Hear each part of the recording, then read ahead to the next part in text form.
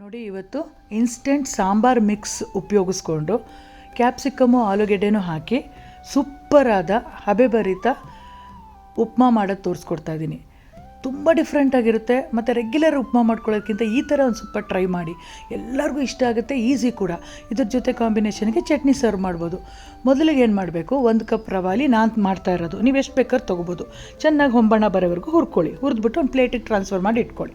ಯಾವ ಬಾಣಲೆಯಲ್ಲಿ ಹುರಿದಿದ್ವೋ ಅದೇ ಬಾಣಲೆಯಲ್ಲಿ 2 ರಿಂದ 3 ಟೀ ಸ್ಪೂನ್ ಆಯಿಲ್ ಹಾಕಿ ಬೇಸಿಕ್ ಒಗ್ಗರಣೆ, ಸಾಸಿವೆ, ಕಡಲೆಬೇಳೆ, ಉದ್ದಿನಬೇಳೆ ಮತ್ತು ಸ್ವಲ್ಪ ಇಂಗು ಹಾಕ್ಬಿಟ್ಟು ಹೊಂಬಣ್ಣ ಬರೋವರೆಗೂ ಫ್ರೈ ಮಾಡಬೇಕು. ಹಿಂಗೆ ಹಾಕೋದ್ರಿಂದ ಒಳ್ಳೆ ಫ್ಲೇವರ್ ಬರುತ್ತೆ.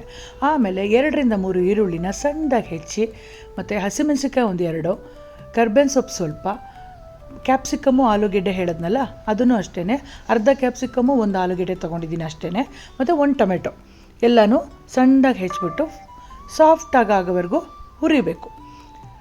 ಆಮೇಲೆ ಇನ್ಸ್ಟೆಂಟ್ ಸಾಂಬಾರ್ ಮಿಕ್ಸ್ ಪೌಡ್ರನ್ನ ನಾನಿಲ್ಲಿ ಸೇರಿಸ್ತಾ ಇದ್ದೀನಿ. ಅಂದಾಜು ಒಂದು 3 ಟೀ ಸ್ಪೂನಷ್ಟು ಹಾಕಿದ್ದೀನಿ. ಈ ಇನ್ಸ್ಟೆಂಟ್ ಸಾಂಬಾರ್ ಮಿಕ್ಸು ಮನೇಲೇ ಮಾಡಿರೋದು.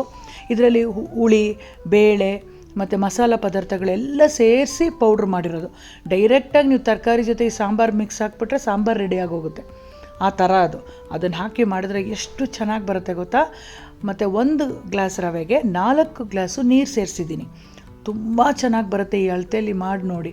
ಈಗ ನೀರೆಲ್ಲ ಚೆನ್ನಾಗಿ ಕುದಿ ಬಂದಾಗ ಹುರಿದಿಟ್ಟಂಥ ರವೆನ ಸೇರಿಸಿ ರುಚಿಗೆ ತಕ್ಕಷ್ಟು ಉಪ್ಪನ್ನು ಹಾಕಿ ಚೆನ್ನಾಗಿ ಬೇಯಲಿಕ್ಕೆ ಬಿಡಿ. ಒಂದು 15 ನಿಮಿಷದಲ್ಲಿ instant sambar mix upma ready ಆಗಿಬಿಡತ್ತೆ.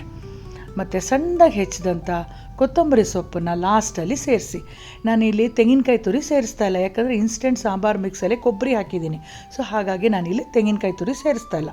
ನೀವು ಬೇಕು ಅಂದರೆ ಅಡಿಷ್ನಲ್ ಆಗಿ ಸ್ವಲ್ಪ ಕಾಯಿ ತುರಿ ಕೂಡ ಸೇರಿಸ್ಕೋಬೋದು. ಬಿಸಿ ಬಿಸಿಯಾಗಿ ಹಬೆಯ ಬರ್ತಾ ಇರುತ್ತಲ್ಲ, ಆವಾಗಲೇ ನೀವು ಸರ್ವ್ ಮಾಡಿ. 1 ಸ್ಪೂನ್ ತುಪ್ಪ ಹಾಕಿ ಕೊಡಿ, ಸಖತ್ ಇಷ್ಟಪಡ್ತಾರೆ ಎಲ್ಲರೂ. ಇದ್ರ ಜೊತೆಗೆ ನೀವು ಮೊಸರು, ಗಟ್ಟಿ ತಾಜಾ ಮೊಸರು ಜೊತೆ ತಿನ್ಬೋದು, ಇಲ್ಲ ತೆಂಗಿನಕಾಯಿ ಚಟ್ನಿ ಜೊತೆ ತಿನ್ಬೋದು, ಇಲ್ಲ ಮೇಲೆ ಒಂಚೂರು ಬೂಂದಿ ಎಲ್ಲ ಉದುರಿಸ್ಕೊಂಡು ತಿನ್ಬೋದು. ಎಲ್ಲ ನಮ್ಮ ಕ್ರಿಯೇಟಿವಿಟಿ ಅಷ್ಟೇ. ಯಾವ ಥರ ಬೇಕಾದ್ರೂ ನಾವು ಡೆಕೋರೇಟಿವ್ ಆಗಿ ಸರ್ವ್ ಮಾಡ್ಬೋದು, ಇಷ್ಟಪಡ್ತಾರೆ. ನಾನಿಲ್ಲಿ ಕಾಯಿ ಚಟ್ನಿ ಜೊತೆ ಸರ್ವ್ ಮಾಡ್ತಾಯಿದ್ದೀನಿ. ಖಂಡಿತ ಈ ರೆಸಿಪಿ ಟ್ರೈ ಮಾಡಿ ಫ್ರೆಂಡ್ಸ್, ಇಷ್ಟ ಆಗುತ್ತೆ ನಿಮ್ಮೆಲ್ಲರಿಗೂ.